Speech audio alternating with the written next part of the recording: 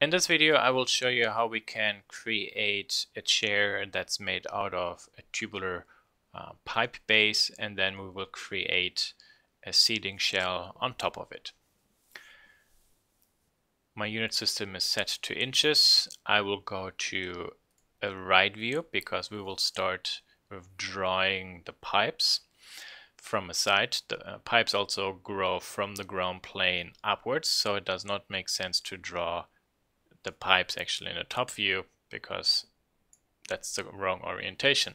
So click on right, then we can create a sketch, click on this plane. Actually, because we haven't created anything else yet and we can't click by accident maybe on the face of a cube, we can also simply click on the line tool.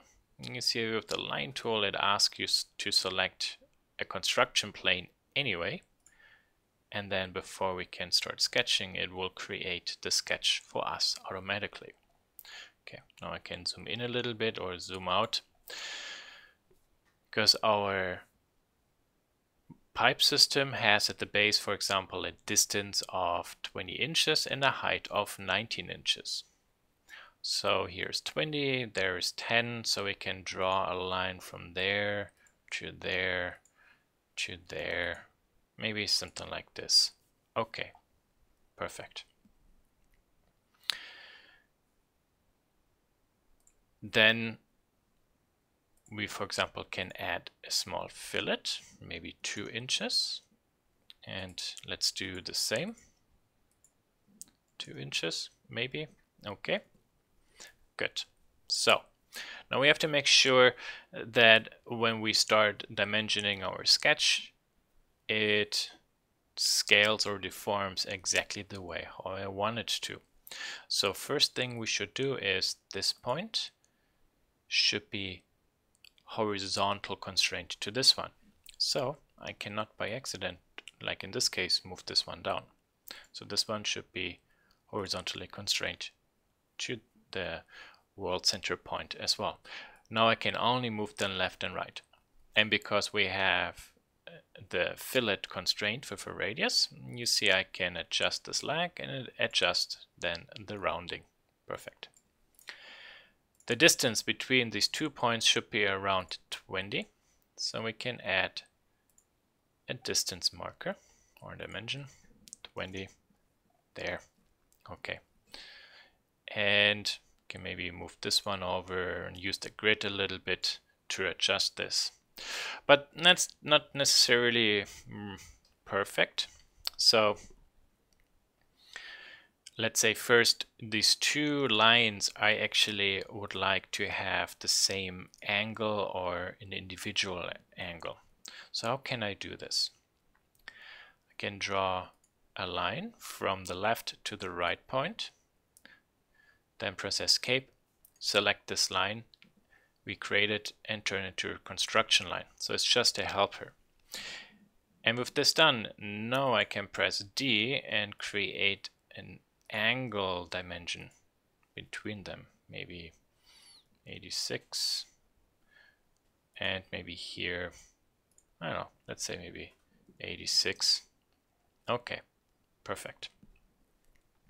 So because we have dimensioned the two angles and we have dimensioned the distance between these 2 points and these radii or arcs are dimensioned, I cannot dimension this one with a driving dimension, but oh, I can read it out right now. Hold on. So I made a mistake. I forgot one point. I can still move this one up and down, which actually scales this object.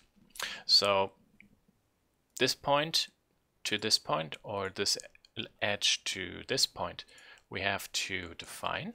And I also would like my sketch to be nicely centered. So there's a little trick we will do. We will first add a point onto the midpoint position of this line, and you see automatically it creates the constraint.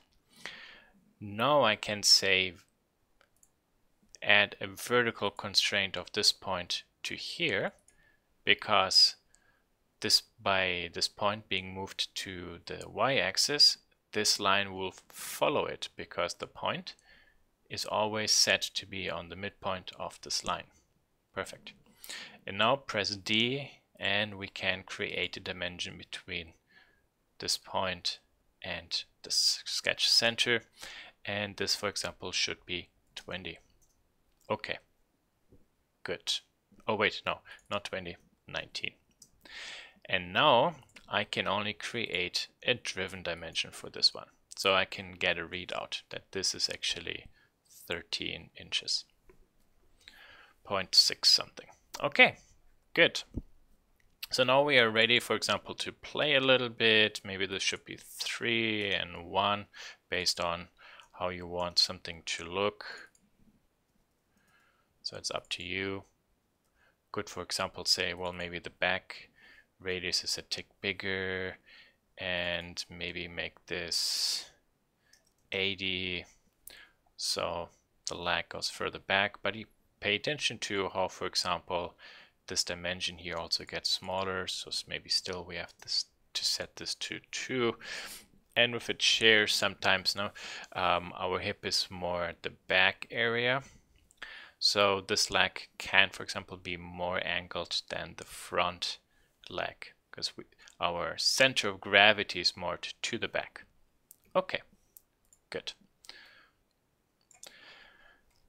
On purpose I created this leg right now at the center because I wanted to show you another function. So in case you start doing this way, your first sketch, and then you realize this is actually not at the right position.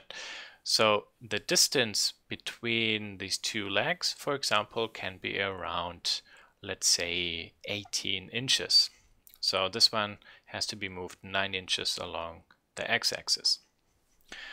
Well, we can offset a plane, go to origin and offset it, and then bring this over 9 inches. Okay.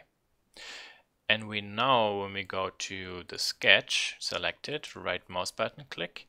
With redefine sketch plane now, we can actually say, well, take this sketch, but instead of putting it onto the center construction plane, put it onto this new construction plane.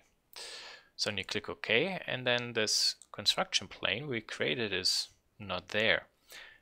And that is because we created it afterwards. So we have to either drag this one to the left, so in front of it, or we can also put the time marker in front of the sketch because we, technically speaking, forgot this step. So we do this now in time. Okay, and then we go back in time, right mouse button click, redefine sketch, select this one, and it moves.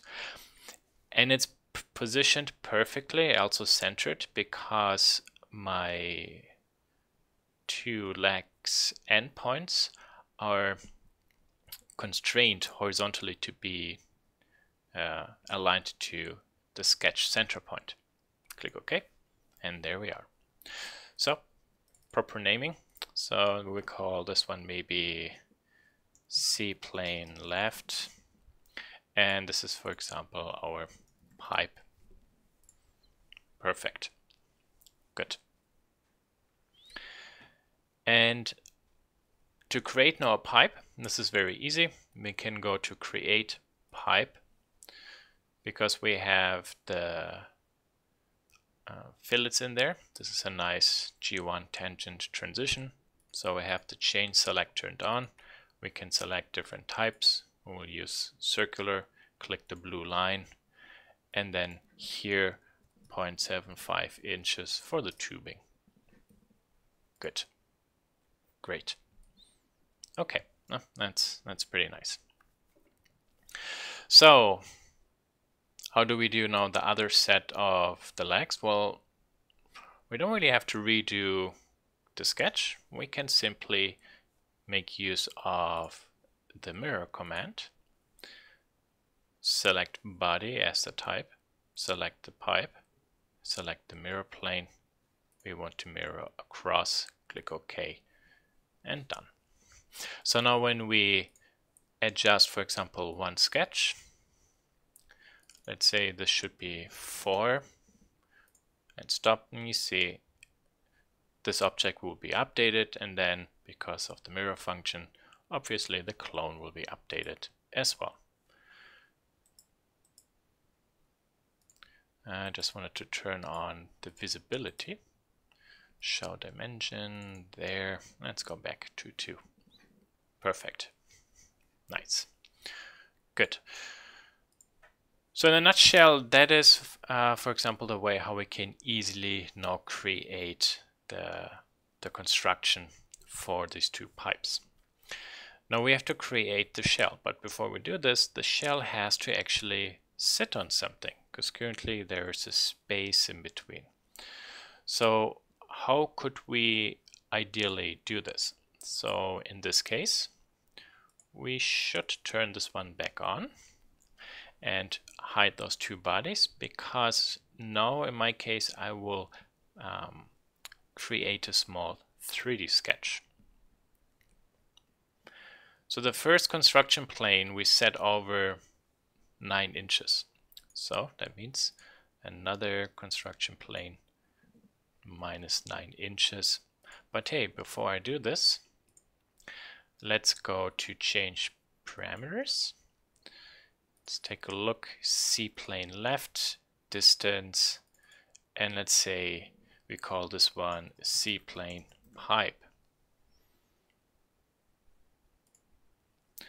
Because now I can create a construction plane and simply say C-plane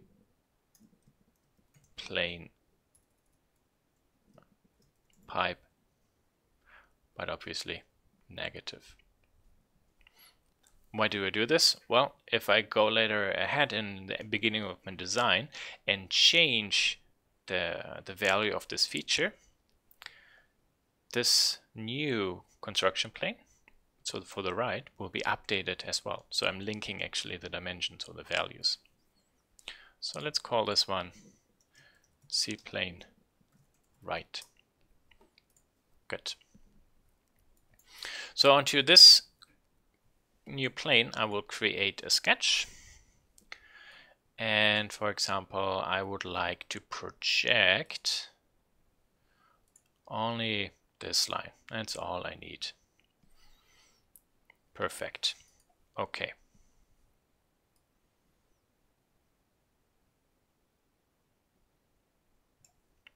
And stop.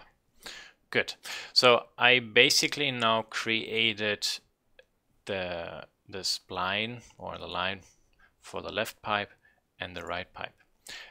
And with this I basically have the left and the right distance. Now I can actually create a new sketch that will, for example, how could I say that, create the distance in between. So how do I do that, for example? For the moment, let's hide this dimension. Here, for example, we will call this one pipe right. This will actually be pipe left. And now we can create a new offset construction there. And we can move this one maybe back a little bit. And at the same time, I will create another one and move it a little bit forward. This is, for example, pipe cross back, and this will be used for pipe cross front. Okay. So what are these 2 construction planes going to be? Well, we will create a sketch on here, and then we can say the sketch create a nice spline where the new sketch cuts, for example, this line and this line.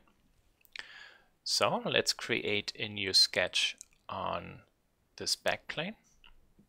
Okay. You see like where space-wise it is positioned.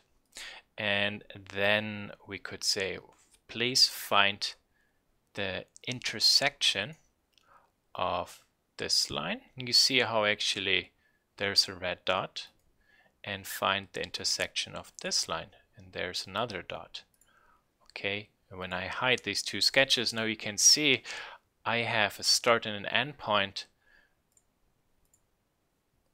which lies always on these two lines. And again, it's just the plane of the sketch where it cuts these lines. There it finds a point. So from there now I can go with the, let's say, the arc tool. Hold on, which one is always left and right? Oh yeah, and then we drag the midpoint down. Okay, perfect. And if we want, we could dimension this one. Let's say 41. Good. Stop. Okay, so let's call this one pipe cross back, so it makes sense. And there you see now how it connects there. Okay. And now we need, we could actually project the sketch to the front. I just realized this is going to be probably a duplicate, so I don't even need to do it. So this one was actually maybe not really necessary, but let's see what it will do. Yeah, we can remove this one there. Delete. Good, because the sketch is connected to this plane. Okay.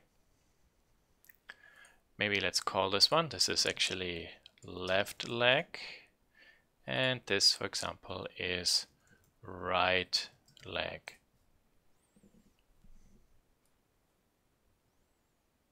Well, vice versa actually.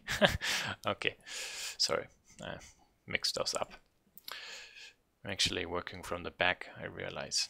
Okay, so with along this line we can now create, let's say, a new pipe.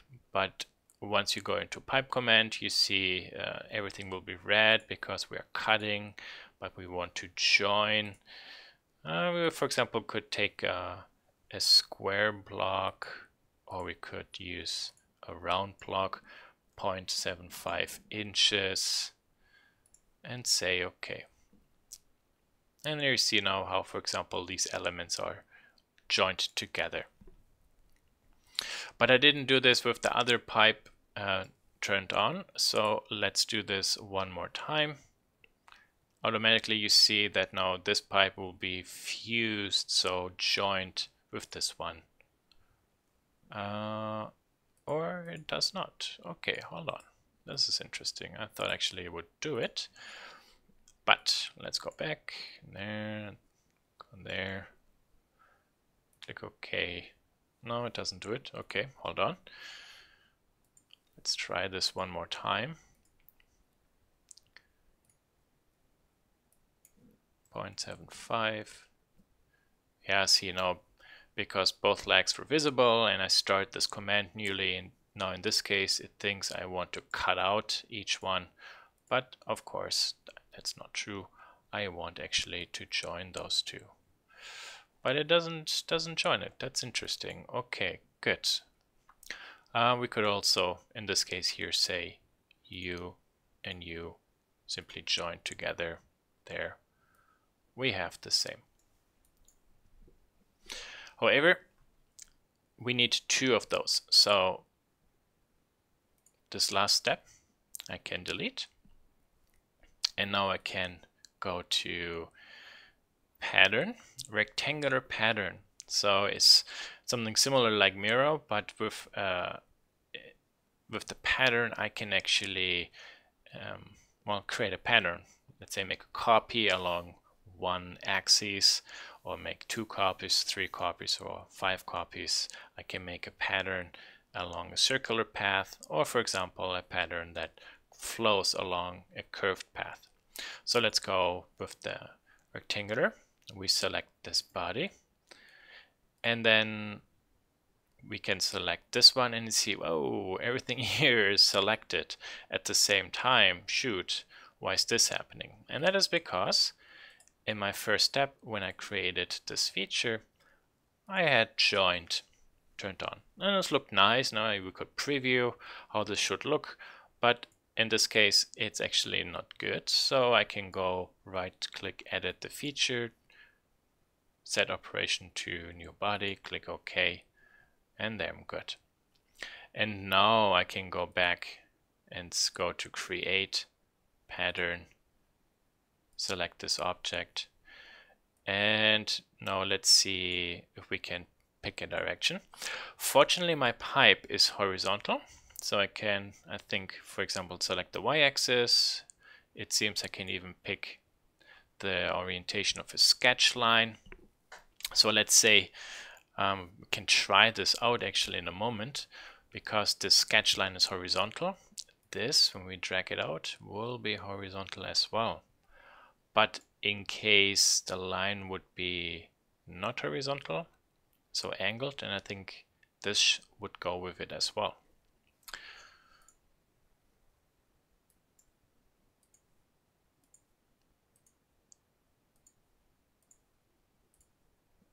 There.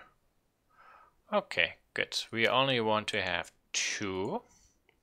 More we don't really need, and we can specify, for example, where I would like those to be. Click OK, and we're good.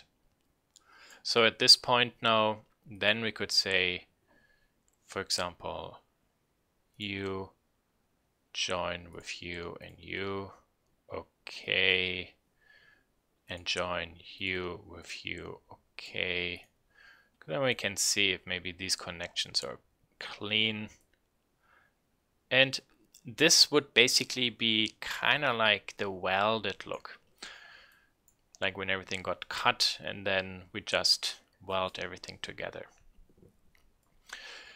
This is also a very tricky task to do because these pipes have exactly the same diameter as those pipes. So to make this a tick easier, we make those a tick smaller. But since we're just at the beginning of the semester furniture design, we just simplified this a little bit. Just as a note, I only do this so I can see maybe how this looks at the end. I mentioned again, this feels like the final welded result. Obviously, later for the engineer or the factory, we send individual pipe parts, and then those have to be cut, bent. For example, these ends have to be, if I go to a back view, from this pipe, you can see how this is carved out. Well, so we would have to grind this out. So we couldn't put it nicely onto this pipe, and then we have nice touching edges and we weld it. But again, since we're just exploring a design idea, we can just build it the way how maybe it should look later. And then the correct manufacturing data we can later still regenerate. That's a nice thing about Fusion. Okay, I would say at this point we are, let's say, good with the seating. So this, the pipe construction. We're going to ignore coasters or any feet. They're a little bit more complicated to do, but for the moment this is fine. However, let's try this one out. I'm actually curious if this will work. And let's delete this one and this one. Okay, so this is there. Good. Yeah, see? That does it. So because I said with the array, I use this line instead of using the Y, you see I can adjust this one, the orientation of this part, and then my array also will follow the orientation of this blue line, this one here. Okay, perfect. So this worked out. Let's undo everything to this, and we're good. So as step 2, let's take a look at the different ways how we can create and then play with a backrest. So the backrest has roughly a width of 18 inches, and from the hip to your legs roughly is 17 inches long, and then also along your back it grows 17 inches high. So that's actually already pretty helpful, and we will do first a very basic linear backrest. So in this case I will create a sketch at the center of my design. Let's move the mouse around a little bit. One there, one there. Okay, good. This will be horizontal, that's fine. This one we will dimension 17. This one I would like to dimension. And you see my mouse right now drags out like a dimension horizontally. And when I get with my cursor closer to the line, the blue line, you see that to the lower right corner of the cursor there is at an angle a white line and an arrow. If I click and then move my mouse, you see I am dragging out an aligned dimension. This, however, is sometimes a little bit finicky. So one easy way to control this is click on the line, right mouse button, and simply select aligned. And there we are. Click, 17, done. And now we would like to adjust the backrest. I don't know, maybe 100. Let's leave it at this for the moment. Okay, good.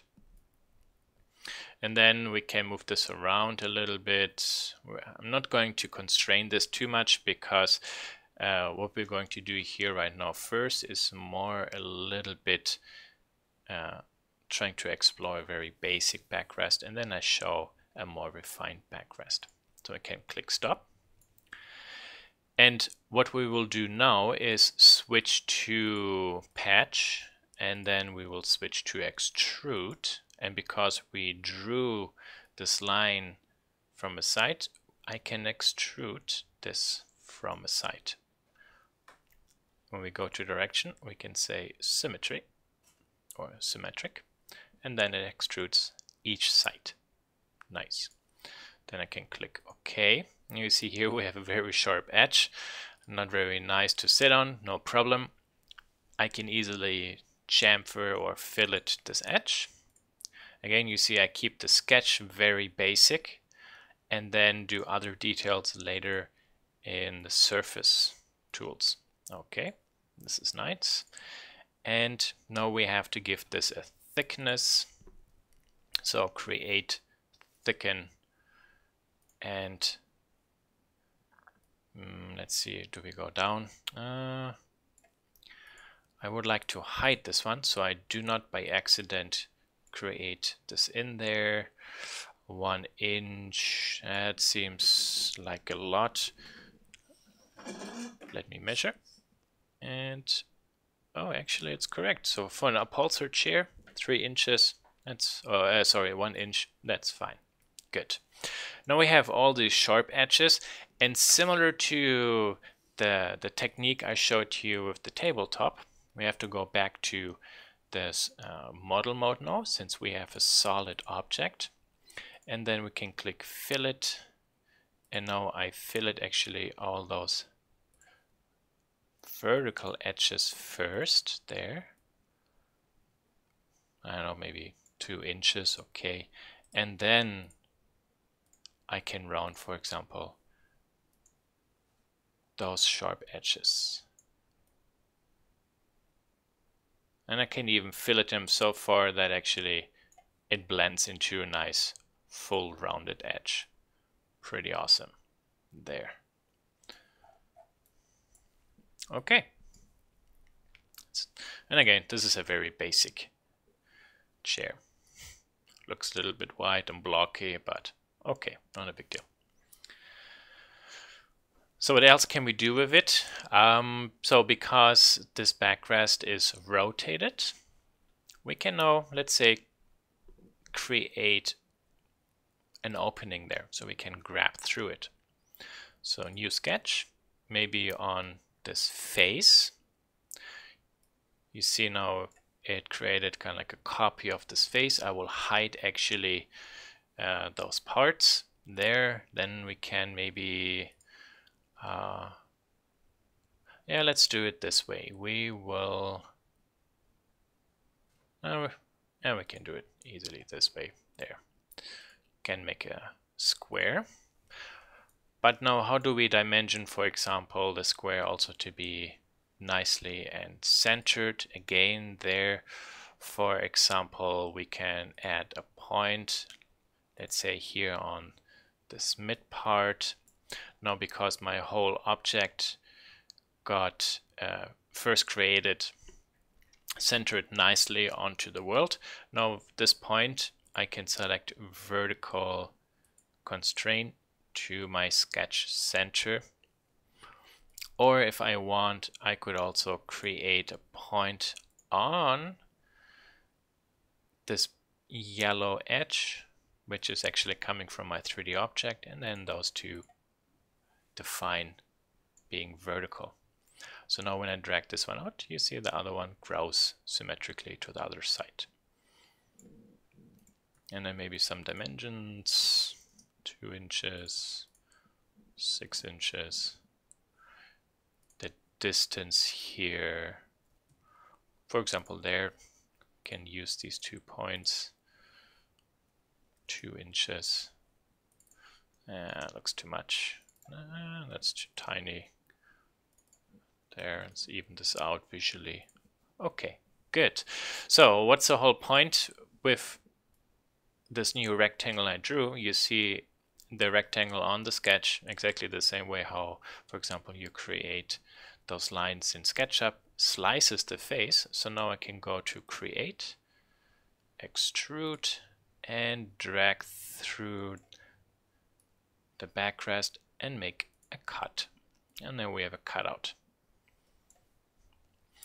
And now actually I could go ahead and start filleting, for example, those edges. The nice thing about Fusion and parametric modeling is these edges here, think about you take a file and you file all the material away to round this. But here we actually have a concave edge, so we actually need to kind of add material, and even here you see the software perfectly does it for us. So there we can round it, and then one more fillet, this one and this one. Then we can round this one, and we can even round this one so far again that we get a nice circular cross section. Or you can make it very tiny so it's a little bit rounded. I will go this way. There. Perfect. So that would basically be part 1, how to build the undercarriage, the pipes, and then part 2, how to build a very simplistic backrest. And then in part 3, I will show you how we can create a more complicated and nicer looking seating shell. So the nice aspect about the timeline is also how you can, for example, utilize it to, inside one design, create different design ideas or variations. So this, for example, here was used to create this backrest. So left mouse button, click on the first feature, the sketch. Let's also name this one. This is backrest, and this is backrest whole, and this is, for example, backrest. Okay. This face actually is still there. We can, when we should, get rid of it. So select the object, right mouse button, don't click delete because it really deletes everything, which means this will be deleted and then all the following features won't work. We only want to remove it. So at the end of our design, we take it out. Delete removes it completely out of our design. And with this done, select the first feature, the sketch, select the last feature where we removed the backrest, right mouse button, click create group, right mouse button, click rename. Let's say linear, whoops, backrest. And then we will suppress this feature, so the group, because I put all these other modeling features into a group and I'm suppressing the group. All these features are suppressed. And to suppress or unsuppress means you simply turn the calculation of that object, or generation in our case of that object, off. So now I can continue where I was before with my legs, and I have here always one design idea. I just turned it off for the moment. Okay, good. So now we can go to the side view and create a new sketch there. So what was it, 17 something, 17 and 17. I type this in and press enter there. Then it adds the dimension for me here. Maybe, yeah, 99. Okay, and maybe keep this one. So now I can start maybe playing a little bit with the design. So let's move this one to there. Maybe a little bit there. So I snap the point to the grid. Maybe a little bit lower, so it's slightly above. Okay. And here later we want something to go down. So how, for example, would we build this part going down? Well, let's actually, we can move this one back, maybe to there. And then we can go to sketch and tangent arc, click on this point, and then we drag a tangent arc out. And then we can try to draw this one so that, for example, it follows, let's say here, the pipe shape. Click OK. Good. Maybe we can get this a little bit closer so it feels more parallel. This one maybe to there. This one maybe to there. There. That's a little bit too much. I like this. Okay, good. So when we now go to patch and then extrude and extrude this one out, you will see that I'm extruding out actually this a little bit arced. So that's pretty nice. But then we would create actually another variation of the previous backrest, which is not really what I want. I want to show you how we can make a nice bent backrest that is very fluid. So to this sketch which I created here, I will add another arc. For example here, tangent arc.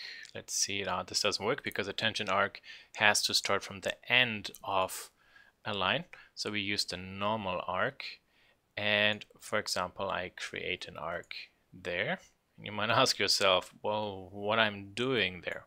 Well, the whole thing is, I think we can do it this way and this way. Yeah, so now this arc is actually tangent to these two lines, and I think we should be able to maybe dimension this one. Maybe 3. Okay, so it's not too big. And then I can bring this back up. Visually now I can, for example, see a rounding, and 3 is way too much, maybe 2. Okay, perfect. Good. So I also would like to make sure I always have a nice distance of let's say 17, so D, this point, and then this point there I would like to have a vertical distance, 17 there. And now, for example, I can move this one back a little bit there and maybe move this down a tick. Okay, So what's this one for? The sketch, it's just only a visual guide or helper.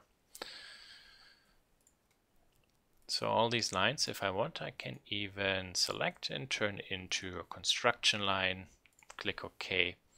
So I have some visual guide or reference. Because now I will create a new sketch.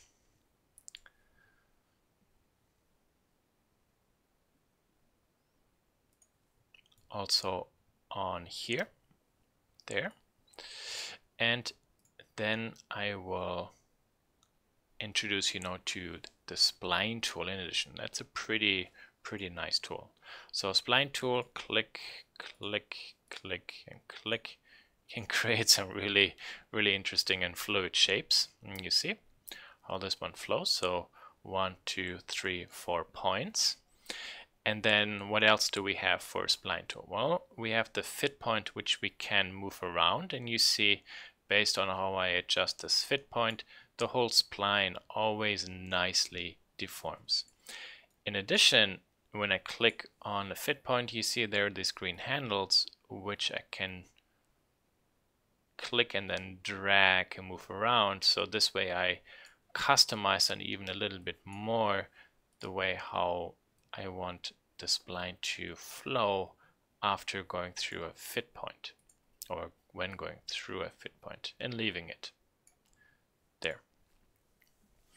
So what I will do now is I can, for example, get this one very close. Try not to click it on it, because then you might actually constrain it to there and snap it. So I only use this one simply as a reference. Okay, so, and there we have this one, there we have this one. So this one we should, this is for example in the center, so this can actually go back a little bit, maybe to there. Okay, can play with this a little bit here, maybe there. We make this one maybe this way, and here maybe we push this one down to look like this. Okay, when you move to something and you see it snaps to it, but what we can do now when we have something selected, we can press M and then move it around, and then this way we are in the move command. So select the point and M, and then we are not snapping to geometry.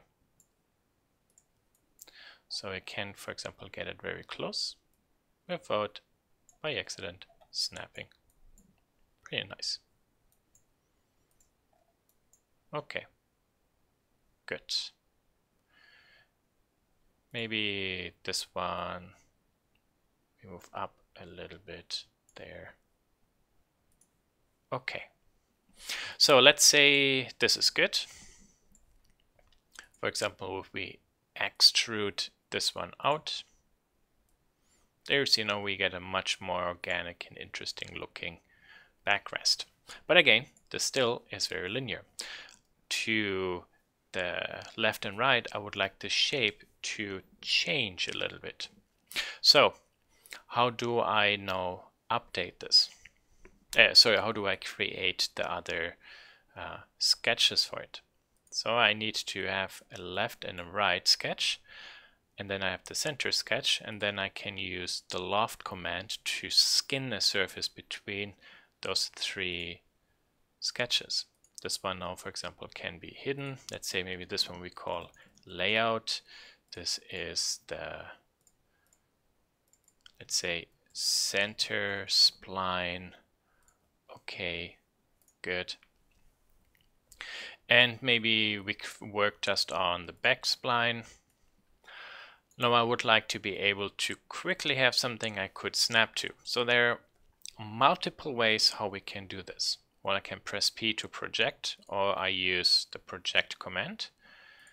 And then I project, for example, just these points. Okay. So with these points projected, now when I, for example, go to the spline command, I could say you to you to you, and there I don't want it to hit, but I will go a little bit to the front, or in this case to the right, so that actually the backrest arcs a little bit there. Okay. So now I can go ahead and start deforming and my splines here. So for example, there, this one has to be moved maybe a little bit to there, here. Those, for example, can be adjusted a little bit. And then we have this one here, where we can work with these splines as well. Again, you can easily and quickly snap it to something, so try to make use of the move command.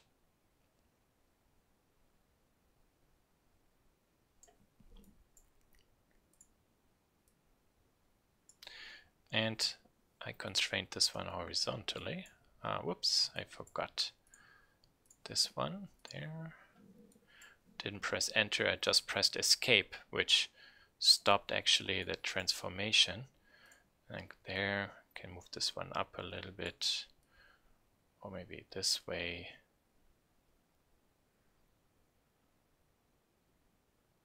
There, okay, good. There's actually a coincident constraint, because this fit point is snapped to this point from here, which I projected over, which is not what I want. So I will delete that coincident constraint. So I can move this one maybe a little bit more to there. And you will see why I will do that. And then maybe here we adjust this a tick more. I can, for example, here say you and you be on the same height. So by bringing this point over into my sketch via projecting, I have a snap or a constraint target to make this point vertically or horizontally constrained to it. Good. Okay, so now we have this one spline. Now we can click stop. Now we can make the next missing sketch on the other side, and then into this one we only simply project this one over. There's no reason to draw it again. It's actually more work, plus chances are high you might actually not draw it exactly the same way. And now click stop sketch, and then we can go to loft, select first, then middle, and the third. Click OK, and there you have your backrest. And you see, pretty easy.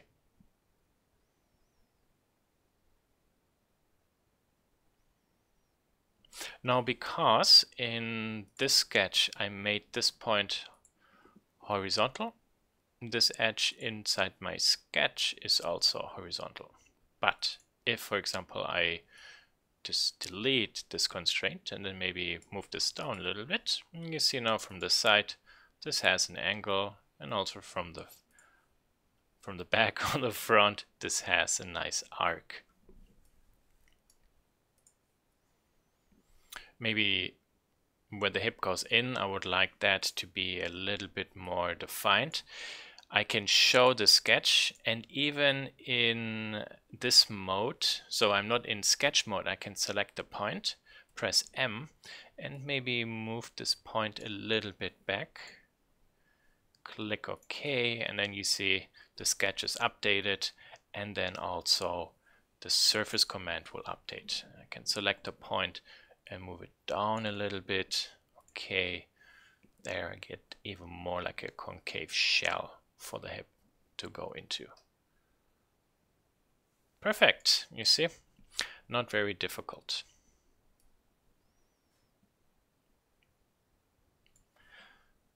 So maybe what we did to the back, we can try to see to do for the front. So this is center spline.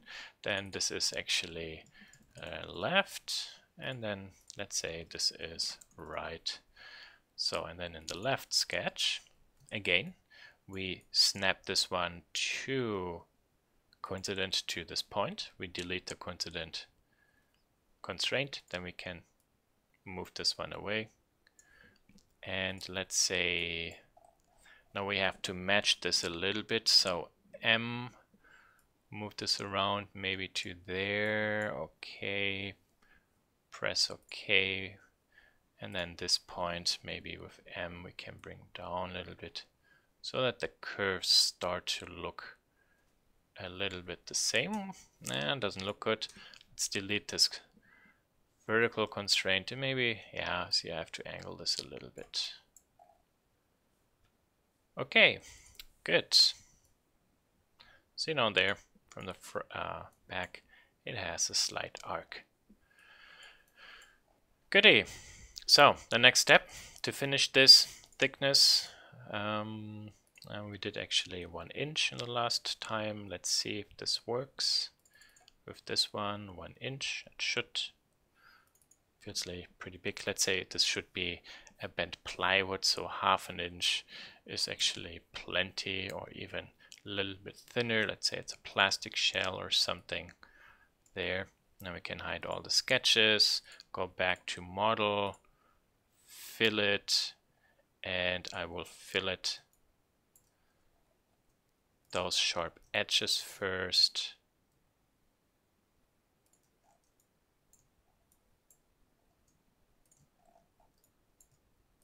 Push this one in. Let's hope this works. There's actually quite a lot of work for Fusion to calculate. You see it's a tick slower. That's good. We can actually now make another selection to round all the other stuff. I sometimes, maybe the way how I like structuring my design, in this case don't do it.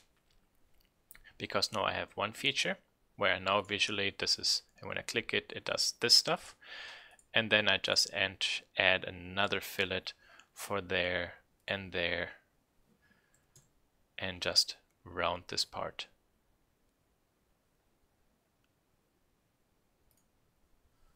Maybe just a little bit breaking the edge, so it's not razor sharp. There.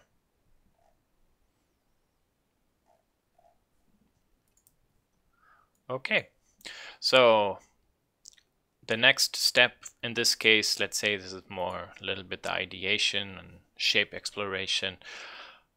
How would the stuff really make sense? We have to put this together. So between the shell and the pipe, there's a huge air gap. Most times we put 1, 2, 3, 4 small blockers in between so we can screw these parts together.